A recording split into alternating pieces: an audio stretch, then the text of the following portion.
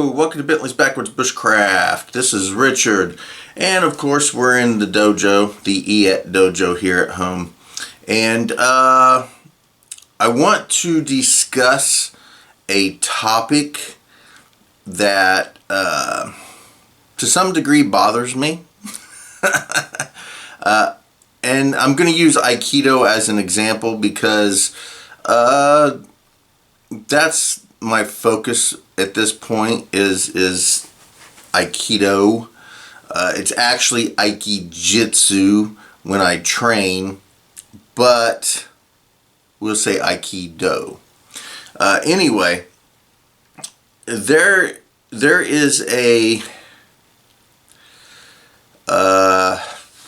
what do I say? When you go into an Aikido dojo, or any I'm going to say any dojo where grabbing is the main focus of the art, gripping, grabbing, holding on is the main focus of the art, or grabbing of the wrists, the whatever. When I begin teaching my Aikido, we begin with Katate Dori and Gaakute Dori, which are basically just wrist grabs. You just come in and grab the wrist. Grab the wrist. That is the beginnings of learning the techniques. Now, I watch a fair amount, more than probably most people.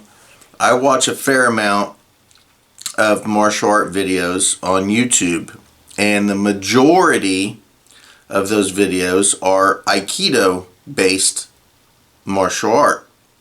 Now, I disagree with the way Fluffy Bunny Aikido is done. Now, I'm not going to go into that because everybody knows what I consider to be Fluffy Bunny Aikido. If you watch this channel, you know.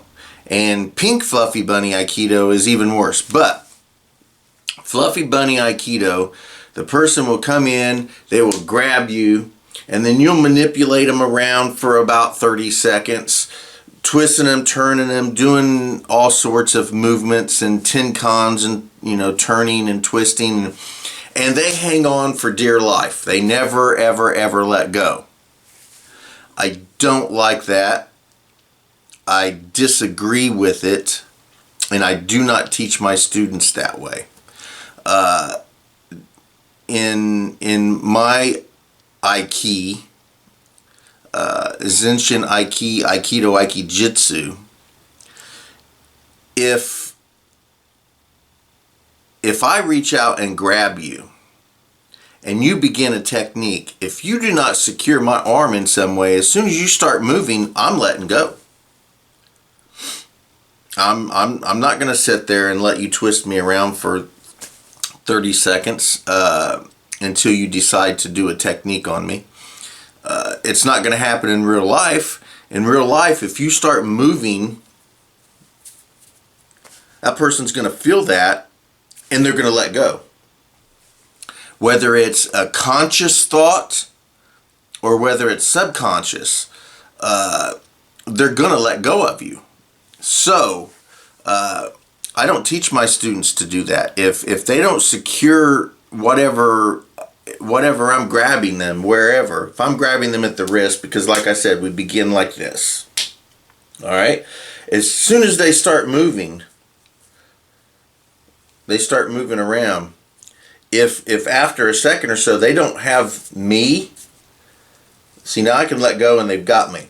But if they start moving around like this, and I feel that, and they're trying to move me around, I let go. It isn't going to work in real life. Not now. Not nowadays. Now, I see two main reasons why that is done. Number one, and in my view, the biggest reason it's done today, is because that's how they're taught to do it.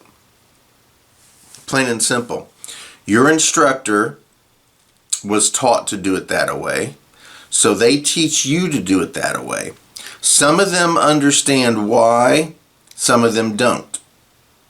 But their techniques generally, not everybody, generally, their techniques will not work if you let go. If you grab somebody and they start manipulating you around and they do really good Aikido, I've seen some excellent, skillful Aikido. But they're moving you around like this and twisting you, and you're hanging on for dear life, and you won't let go, and just like this, and you're moving them around, and then finally they get you and they lock you up. They put you in like a Nikyo, so hand here and boom, and they start locking you up here like this. So you got a Nikyo on you, and you're still not letting go. Now I'm telling you for one thing, and you can ask anybody that's ever had Nikyo put on them for real. If somebody locks you up with Nikyo like this, the first thing you're going to do is let go. You can't not. Anyway, I do not teach my students to hang on. If I don't secure them in some manner other than, if I just do this and start moving them around, I expect them to let me go. The two reasons that this is done is, one, that's just how they were taught. Whether they know why or not doesn't really matter. So they teach their students to just hang on. Just hang on. Partially because that's just the way they taught, but partially because if you don't, their Aikido won't work. You can't lock somebody up. If you start messing around with them and then they let go, now they're free to walk off. So, more so than not, I don't think most practitioners of Aikido completely comprehend the concept of why you don't let go. Originally, not now. Originally, why you wouldn't let go of somebody. If I'm the opponent and I come in and grab my right arm like this, and I don't let go, there was a seriously legitimate reason why that happened in the 17 and 1800s. Absolutely a serious and legitimate reason why you did not let go of that arm, no matter what they did to you. Now, that reason isn't there. The concept of it is there. But there again, I don't think most Aikidoists comprehend why. And I'm going to explain. Now, again, just like I say with anything and everything, I believe this to be actual, factual truth. Not just plain truth, just not my idea of what I believe, but actual fact. Now, I'm going to say it's my opinion, because there will be people who probably would disagree with me, and that's fine. Anything I ever say, whether or not it's a fact or not, it's still just my opinion. So anyway, the reason that it originally was done that way is because Aikido comes from sword arts. Aikido is a sword martial art. Now, if I'm going to reach in and grab somebody's right arm, the reason, or wrist here, the reason I'm doing that then is because I don't want them to reach down and grab their sword and pull it out and kill me with it. Because they're going to reach down with their arm, come in here, get their sword, draw it out, and then they're going to kill me with it. So I'm going to grab a hold of that arm and I'm going to hang on for dear freaking life no matter where they move me. Because I don't want them to pull their sword out and kill me with it. Even if they get their sword out, I'm still not going to let go, because if I let go, then they've got full motion to kill me with their sword. At least, if I'm hanging on to them, I have, theoretically, I have an option or an opportunity to not be killed by their sword, because I've got a little bit of control on them, or at least I think I do. So, that is really, in my view, make that quite clear, I'm just saying my opinion, even though it's really not. It is a fact. But we'll say my opinion. My viewpoint on it, from my observations, is that the reason originally that you did not let go under any circumstances was because they were going to have a very, very sharp sword that was going to kill you. And if you let go, they were just going to chop you to pieces. So you hung on for dear freaking life, because it was for dear freaking life. It was for your life. Once the sword was kind of taken away from Aikido, well, Aikijitsu, once it no longer became Aikijitsu and it became Aikido, the sword was removed from all of that, but it was still there in the techniques. It was still there in the motions. It was still there, not physically but spiritually. It was still there, and the movements still worked just like a sword would work. So you still hung on for dear life because the sword was there. You just didn't have it in your hand. It wasn't physically there. So, and through time, of course, things get lost. People train in a certain manner, and then they do it in a religious, like almost cult-like reasoning behind it, because that's what Sensei said. That's what the founder said. So there it is. It's written here, therefore it can never be changed. That sort of crap gets started, and then it no longer becomes, you no longer know why something's done, because it's been done like that for generations, and people forget why it originally was that way. They just know that's just how it is, so that's how we train it.